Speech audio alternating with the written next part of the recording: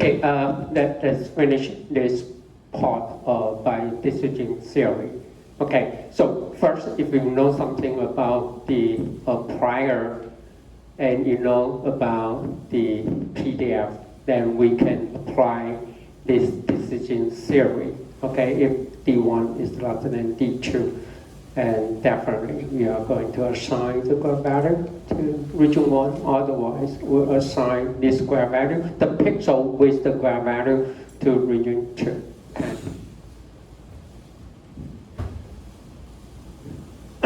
So now here's the question, right?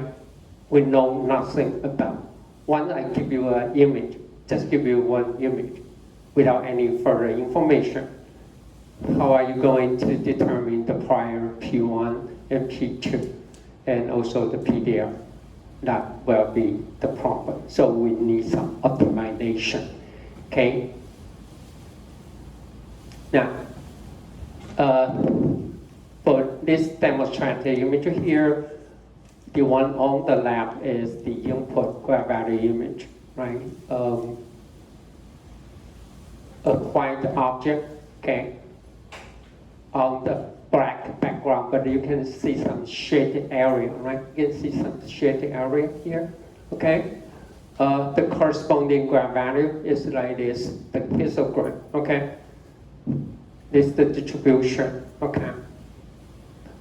This is the number of pixels kind of return. So you can see it is so-called a high contrast image because it's well separate into two distribution, okay? So the distribution or the histogram in this area must be something to do with the background. And the white add region here, well, something to do with the object, okay? And you can see some shade area could distributed to the region here. So anyway, this might okay to apply a Gaussian distribution, but definitely this is not a Gaussian distribution, right? Okay. So, but anyway, we can simply assume it's Gaussian distribution, and here's the result. Okay. The yellow curve here is the observed histogram, okay? And this is the estimate normal distribution for region 1 for the background, and this is the estimated PDF for region 2. You know it is so far away from the true distribution, right? Because it's not actually a Gaussian distribution. But anyway, once you have these two distributions, it's quite easy for you to find what? The threshold, okay, based on this distribution. I mean, it's okay for this application.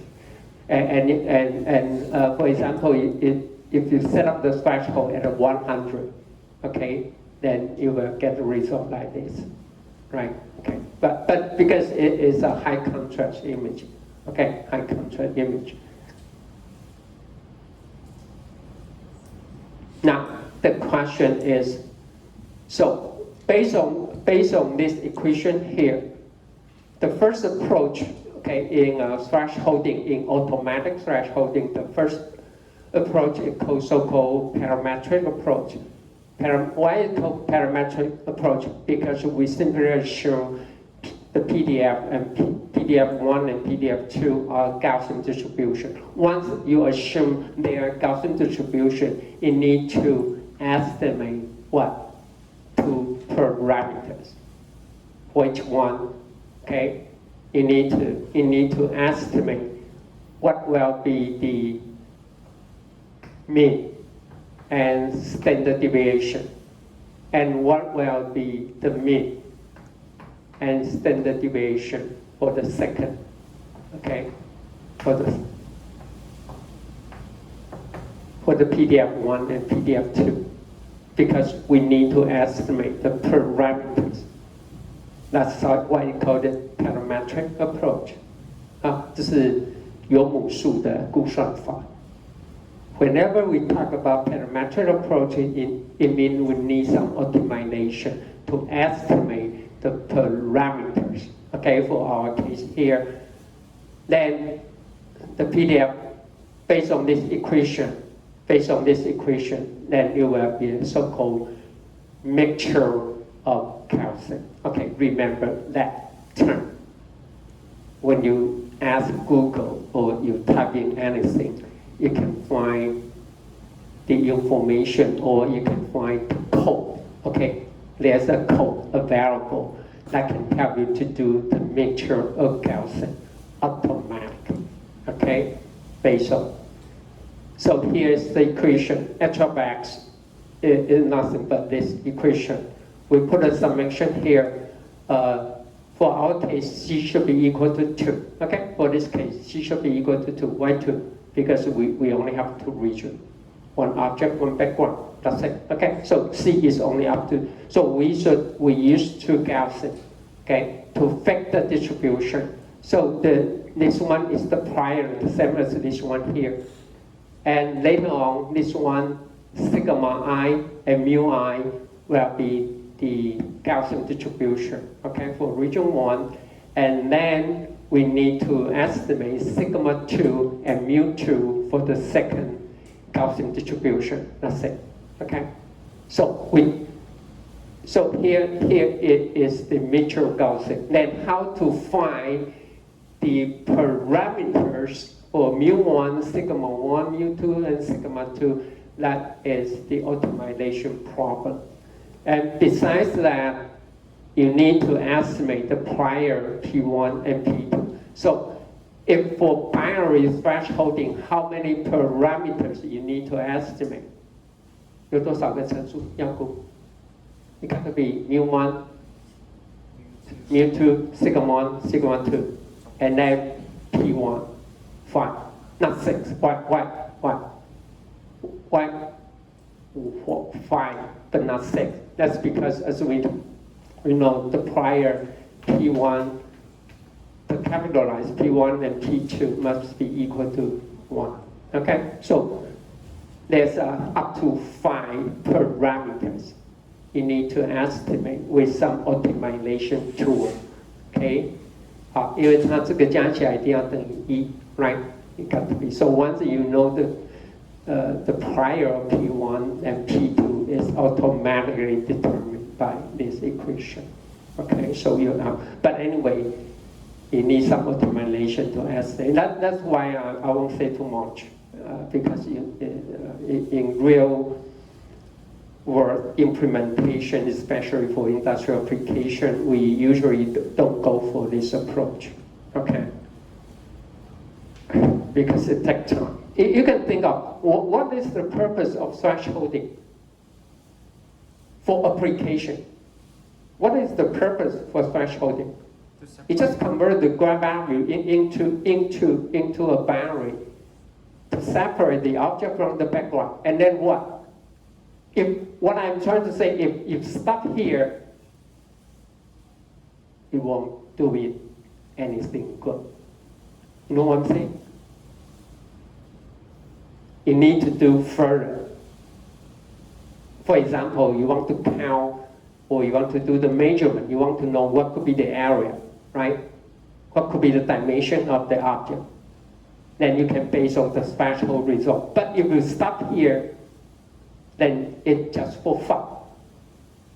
You see, oh, it's so good. It can give you something you can see, right?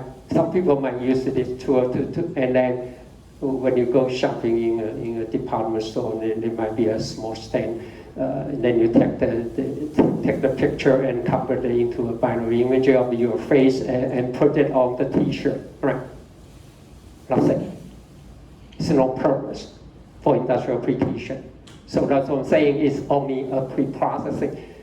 What I'm trying to say is we need to minimize the time it takes for pre-processing because we have something more important to do. 因为我们后面还有更重要的事情要做，可是呢，你只要花很多时间在这里，只做前处理，那有什么用 ？Okay, it's a pre-processing, so it got to be very fast. So, for practical application, usually we don't go for the parametric approach, but it is a way. But the name, okay, the term here is very important, called mixture of Gaussian. It is a very important technique for machine learning. The other reason is I will cover this topic for my next semester's course, data pattern. So I won't say anything here. But let me see. Here's how can you set up the objective. Okay. So the first one will be H. That is this one here, okay? And we want to estimate the parameter, okay? The parameter could be this phi mu1, mu2, sigma 1, sigma 2, and p1, okay? That will be the parameter you need to determine. And this is the theoretical or estimated distribution. H hat will be the observed histogram. Now, we need to try to find the parameter so that we can minimize. This is based on the mean square error, okay, MSE, 最小平方法. Okay, we try to minimize the difference or the error between the observed histogram and the theoretical or estimated distribution. That's it. This is the objective. And then you can apply any optimization tool, okay? Any optimization tool that can solve the problem, okay? Such as N colony or particle swarm optimization or any or genetic algorithm or any algorithm that can work, okay? But you know, as long as we talk about the heuristic optimization, it might take a few iterations to get converged, and it will take time. Okay, that's the reason. But this is one of the possible objectives. Okay, based on the mean square error, you try to minimize the difference between the observed histogram and the estimated mixture of Gaussian distribution. Okay, and then to estimate the parameter for prior P1, U1, sigma 1, U2, sigma 2. That's it. Okay, but the most popular, I won't say anything, but the most popular algorithm, okay, here show you, okay, we try to minimize the difference, okay, between the bar here means the observed histogram, and the continuous curve represent the PDF we are going to estimate, okay, based on mixture of Gaussian, okay. As I mentioned here, parametric approach is quite consumed, okay. It's not practical for real-time online application, but actually in real application, we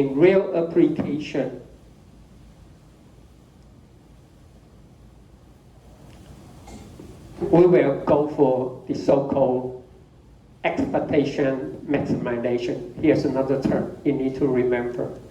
You just Google it, okay? You just Google it, called maximization, expectation and maximization algorithm. It's an optimization algorithm, especially for mixture of Gaussian.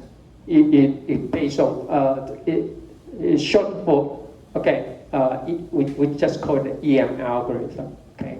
In near two-step, okay? You do the expectation, then go for the maximization, then we go back to expectation and maximization. So it's an iteration algorithm. But it converges relatively fast. Usually you will take only about 10 iterations, then you will get converged. But it still takes time. Okay, so if you're interested to learn more, you can just Google, just type in expectation maximization or ask ChatGPT how it works. But it is based on the maximal likelihood. It's not based on the mean square error. You will try to base on, what does it mean by maximal likelihood? It's supposed that we have observed something, okay? We observe something. X1, X2, and up to Xk. Now, we try to maximize, okay? We try to maximize the likelihood is we try to estimate x1 times and up to sk. Okay, so that's it. Let's go call the maximum likelihood.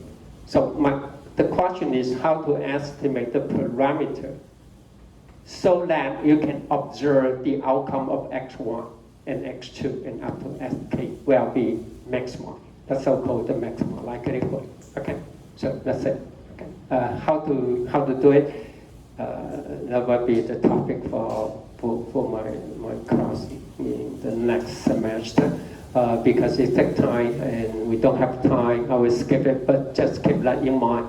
There's something you need to remember is the term expectation maximization. The other term is called mixture of Gaussian. Okay, you can find it from OpenCV, and also the tool we are going to use for the next semester is so-called ScienceKit. Okay, it's a very popular tool for machine learning. But anyway, just Google expectation maximization and mixture of Gaussian. Okay, very relatively efficient compared with any heuristic optimization such as the mean square error. Okay, this based on maximum likelihood is quite efficient. Okay, so the pi here means it the product. And you know when you take the product, you can take log. So the multiplication can become summation. Right, I won't say anything more. Okay. Just remember these two terms. Okay, and after that, any questions so far? Okay, here, something we actually do, okay, for industrial application. Not just for any application because it is very fast. As a pre-processing tool, okay, as a pre-process, 要当前处理. Then this so-called non-parametric approach. When I say non-parametric, it means what? We don't need to make any assumption about the distribution. It does not have to be Gaussian. Once we don't make any distribution assumption, then we don't need to estimate the parameter. When we don't need to estimate the parameter, we don't need the optimization algorithm. And there's no iterations. And sometimes we might have exact solution. 就你可以有你可以去解，而不需要最佳化。So whenever we talk about non-parametric approach, it implies it is very, very fast. Okay, it does not involve any optimization algorithm. There are several approaches. Some of them even developed 40 years ago. But don't blame why I'm still talking about the algorithm 40 years ago, even we are using deep learning now. Now, remember, if the algorithm, everybody still uses it, especially in the computer vision community, which means you have to ask why it can survive, right? Even after 40 years, people still use it, then it got to be very good for most of the cases.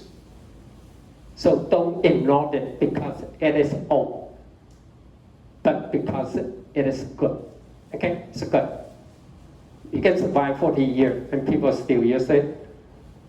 And I just mentioned OpenCV.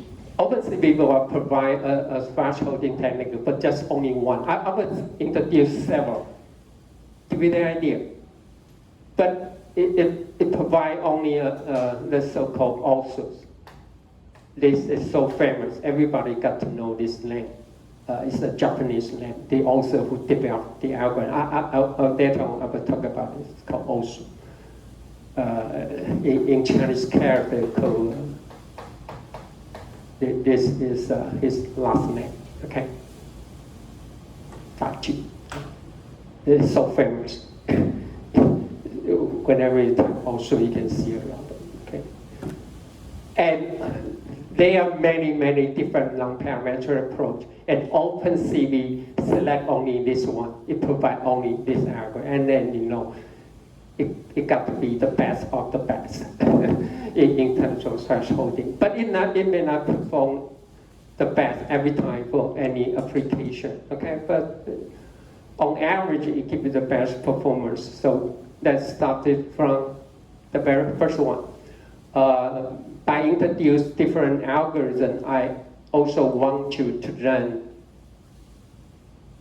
first how to come up with a good idea that will be good for some specific computer vision application. So first, how to come up with a good idea. The next, how to convert the idea into a mathematical equation or mathematical algorithm. And then finally, how to convert this mathematical equation or algorithm into a programming code. Very efficient and very effective.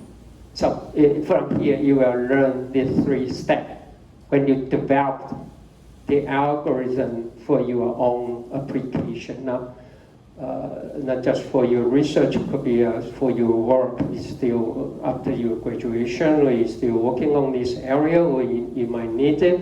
You can always think of how to convert the task into these 3 steps.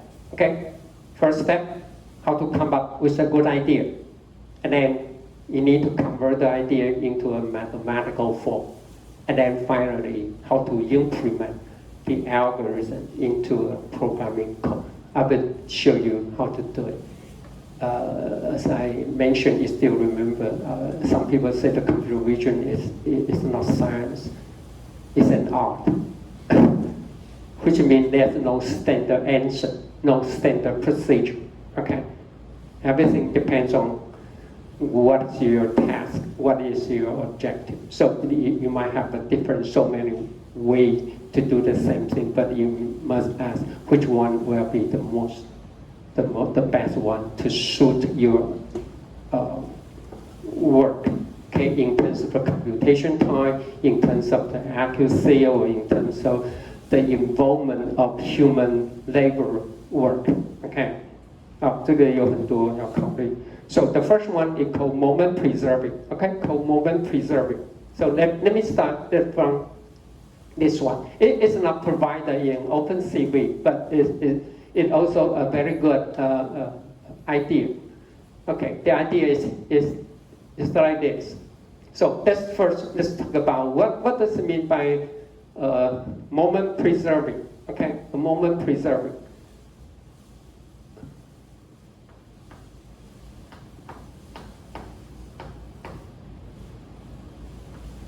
If I put M here, okay, a summation of all the possible variable xi, okay, m's power.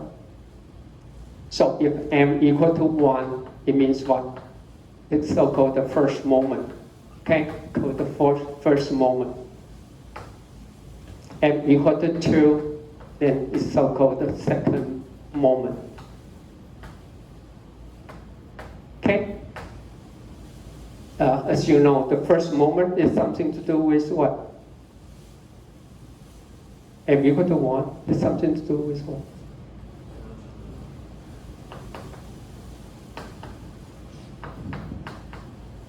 Something to do mean, the mean value. What about the second moment? X squared is something to do with the variance. Okay? The third moment will be something to do with skewness formula. Okay, in static, but okay, that's all you need so far. Now let's go back to moment. This is called moment. Okay, the moment. This is the moment. This is the first moment, m equal to 1. Second moment, m equal to 2. When m equal to 3, that will be the third moment. Okay, it has some statistical meaning. Okay, as I mentioned here, the first moment something to do with the mean. Second moment something to do with the variance. Third moment something to do with the skewness. Okay.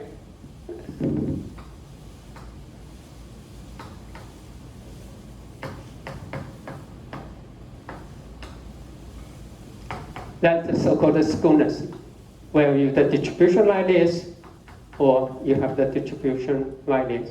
You know what I'm saying? Right? It's left shift, right? Shift to the left and this shift. And Gaussian say it should be center, right? So, and the fourth moment is something to do with the kurtosis, okay? So I will stop here. Okay, this is so-called the moment. Okay. So here's the idea. In given an image, okay, given an image, suppose like this, I have an object, okay? I have an object. Now I want to convert it into just a binary image.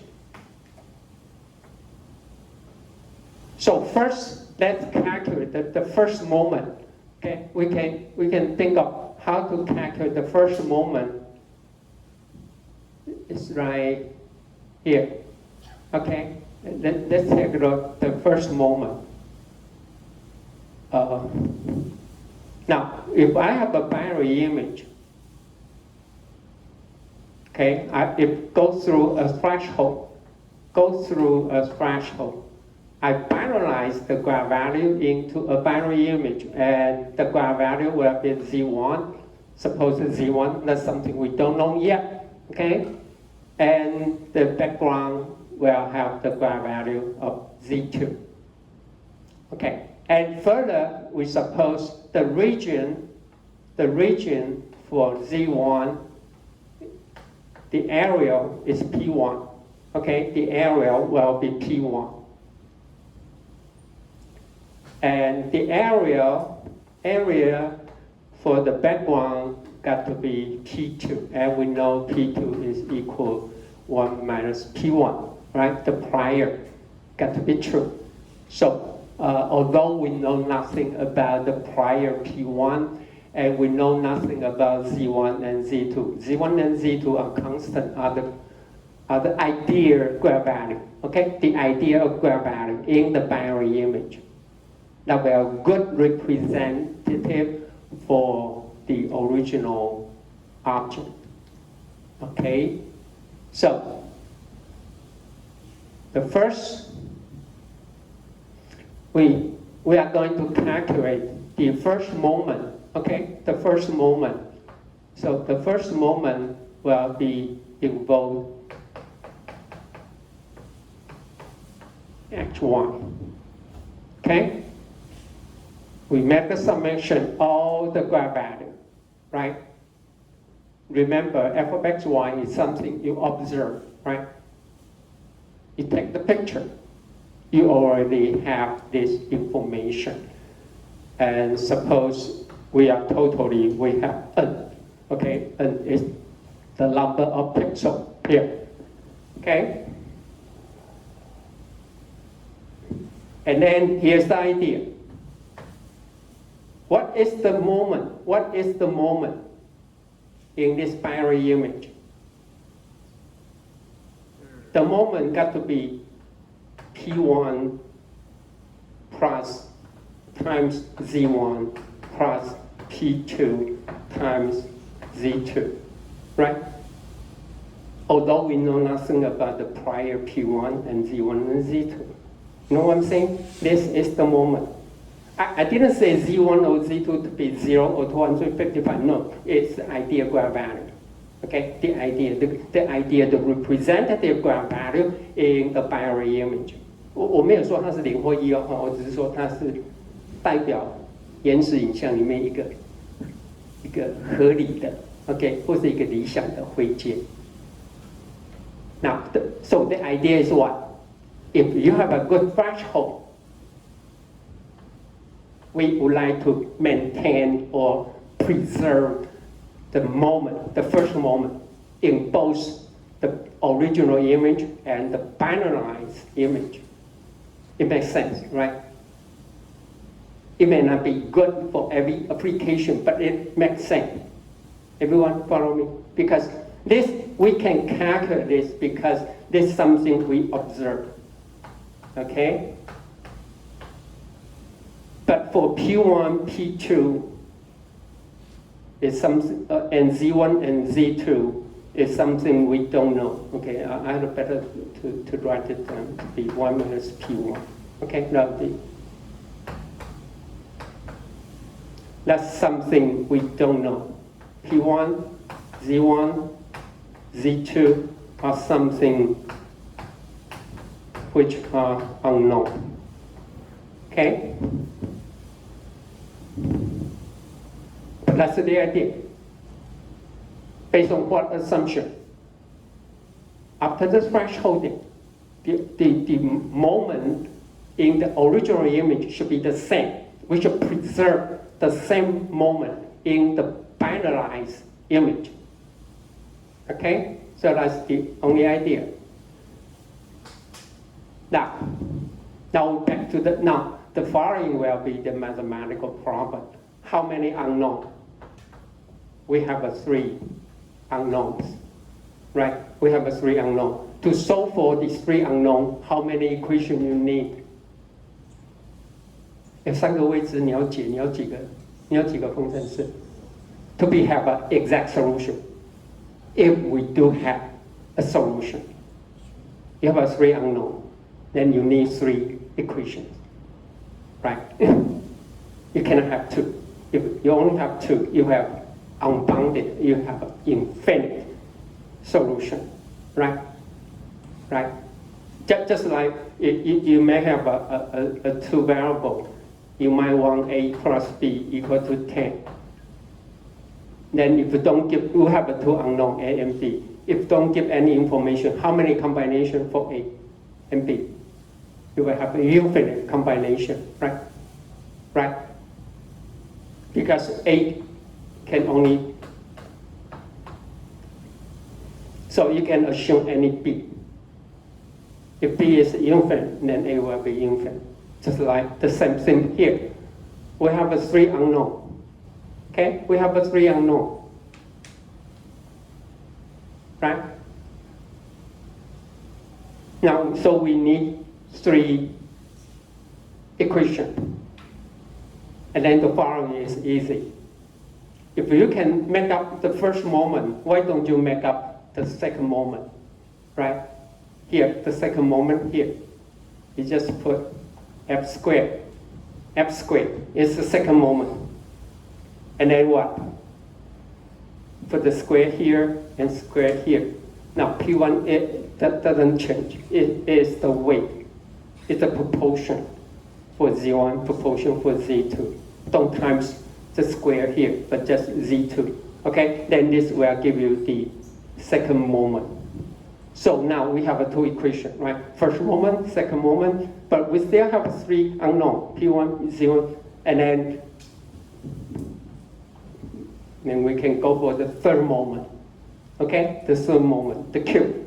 Then put it cube here, and that's it.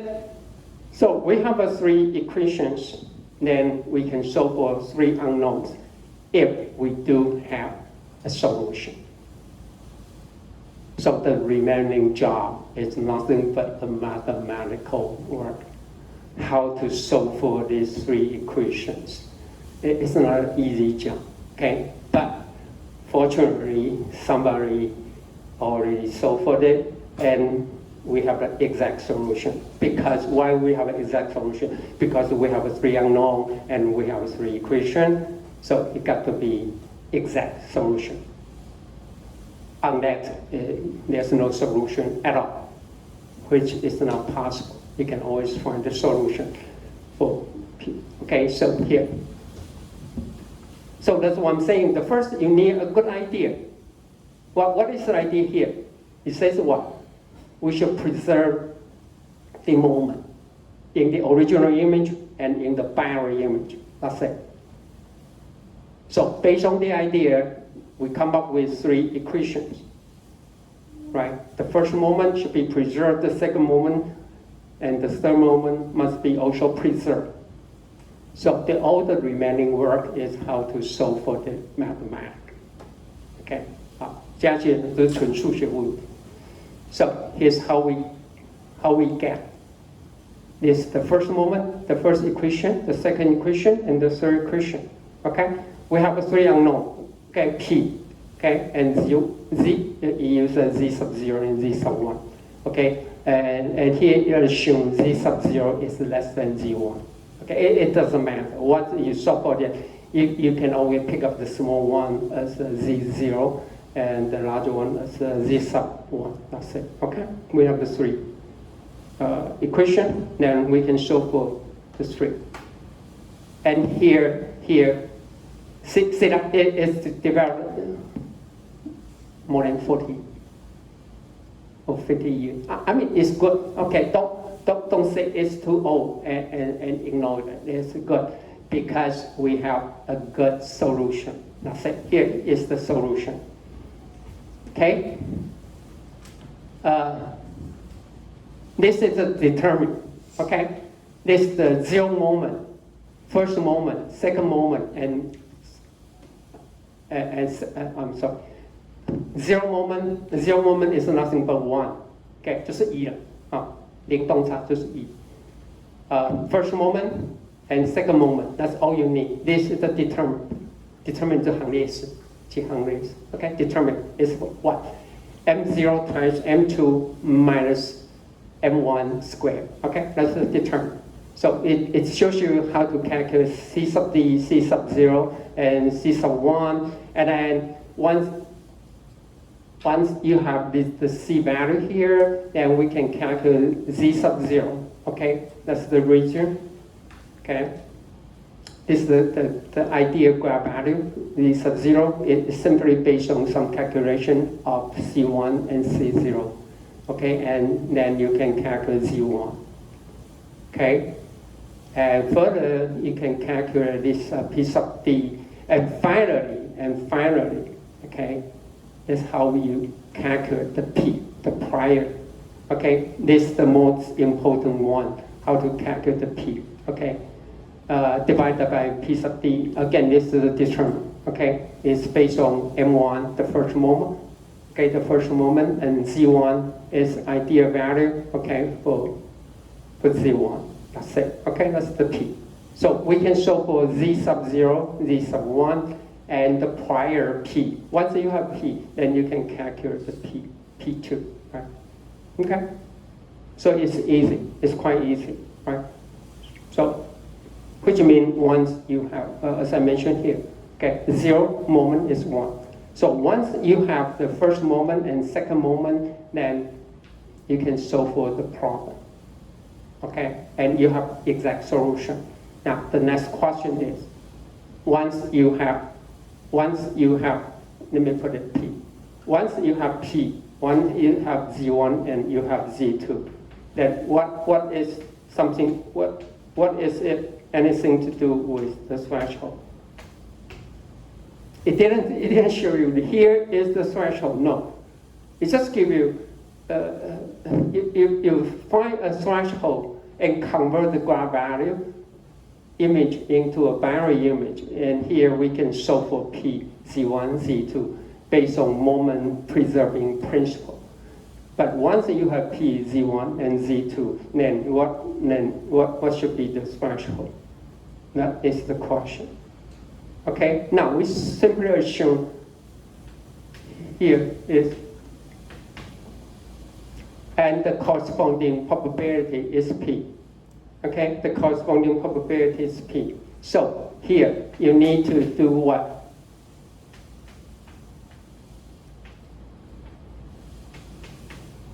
This is the probability observed, or shall I put head? That means this is the probability or the histogram from the observed image. 就是你刚才刚刚讲不是写一个程式吗？可以换吗？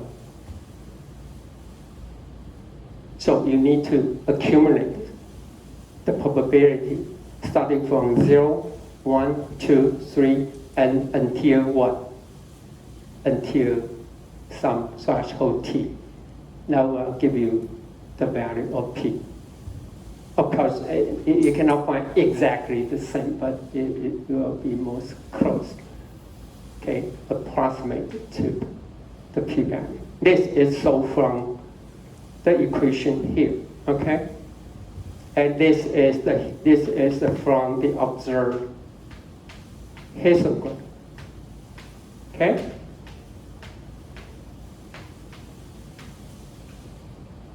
Everyone follow me? 也就是说你 P 有了，那我就可以开始加。Okay, so it sum up the probability with graph value of 0, with graph value of 1, and up to the graph value of t. Okay, and make all the summation will be very close to the prior p. That's how we determine the threshold. Right? It makes sense, right? Right? 知道吗？知道我是在说什么啊？好，因为我们假设这个 P， 这个 P1， 我应该用0啊，这个是 P， 然后另外这个 P1 就是等于1减 P， 就这样 ，OK。所以呢，这个 P 呢，就是由这里来决定的啊。So you have to accumulate the histogram starting from graph value of 0 and 1 and 2 and up to some value t. Then that will make the summation very close to the p. Okay? That's it. That's how we determine the threshold. So the idea is what? Moment preserving. And now we convert it into some 3 moment preserving algorithm equations. But take a look at this one. Now, we are going to implement, right? Implement this algorithm with your programming code. Here, to solve for these 3 parameters, you need to calculate M0. M0 is 1, it is fine. But you need to calculate M1 and M2. The first moment and second moment. And here. You need to do something like this. The summation, and for the second moment, take the square. Now, think of it. If your image size is 1K by 1K, how many square you need to do it? And the summation. If the image size is 1K by 1K, which means you need 1 million square and 1 million summation, right? Wow, even it's a simple calculation. Don't do that. Don't do that. What you need to do is like it says here. Mi is moment I. Okay, if I equal to 1, that will be first moment. M2 will be the second moment, take the square. Now, originally, you need to take the square and make the summation of the graph value. Now, it's exactly just like this. J is the graph value. J is the graph value. Now, how many graph values you can have for an 8-bit display? Just 256. Nothing to do with the image size.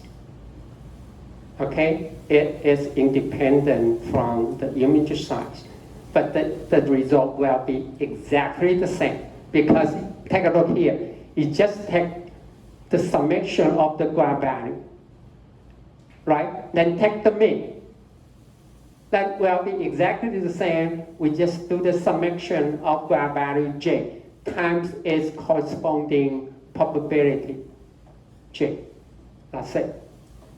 So the summation here, no matter you take the square or cube, and the summation here is only 256. Nothing to do with the image size. That's how we should implement our algorithm for real-time application. Never do the summation from the original image. Instead, you should go from the histogram because the range is only 256, not like the original image size. Okay, that's how we, so First, you need to come up with a great idea, then how to convert the idea into a mathematical equation or mathematical algorithm, and finally, how to implement it in your programming code very efficiently. That is the idea. Whenever you develop your algorithm, that's something you need to do. Just like this. First, come up with a good idea, okay? And then try to represent it with mathematical equation or mathematical algorithm, and then finally you need to think of how to implement it in the computer code. Okay, very efficient and very effective. Okay, that's a good idea. Moment preserving. Okay, so it's also a very popular algorithm. Okay, so moment preserving. You can go try it. Okay. So the only thing you need to do is just calculate M1 and M2, right? And once you have M1, M2, then you can calculate C0, CD, C1, right? Everything is based on the determinant. And then you can have a Z0, Z1. And for this application, you don't need to know what should be the Z sub 0 or Z sub 1. The only thing you need to know is about P. Okay, but to calculate P, you need to know something about Z1, let's say. Okay, and then you accumulate the histogram starting from 0 and up to T. That will make the summation very close to the prior P, let's say. Okay, moment preserving. So here's the mathematical procedure. Okay, so this might be a U assignment, one of your assignment. Okay, but don't worry about it. Okay, we'll talk about the detail next week. Okay. Okay, the next, I will introduce some different ideas so that you can get the idea. Okay, there's no one single solution and no one single best solution, okay, to serve the purpose of thresholding. So the next one, this is the most famous one, okay, and this is the one provided in OpenCV, okay, so-called the OSUS method, okay. I remember the function method is simply nothing but just say binary threshold, okay, but it's based on OSUS method, okay, OSUS method. Here's the idea. It based the idea.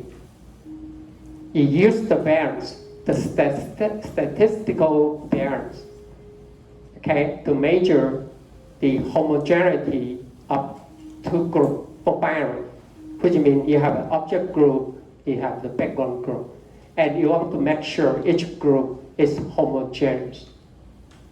Just a gradient, which means what? You try to make the region, the object region have a minimum variance, and also the background region has its own minimum variance. That's it.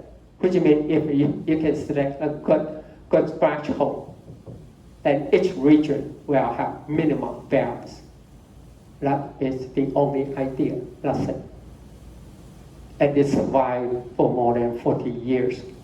And people are still using it and still very effective. Okay, still very effective.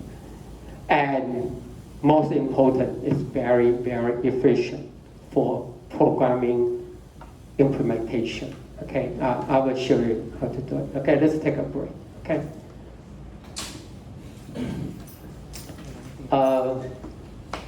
Can I see you? Can I talk to you now in my office? Okay, just talk. Don't worry.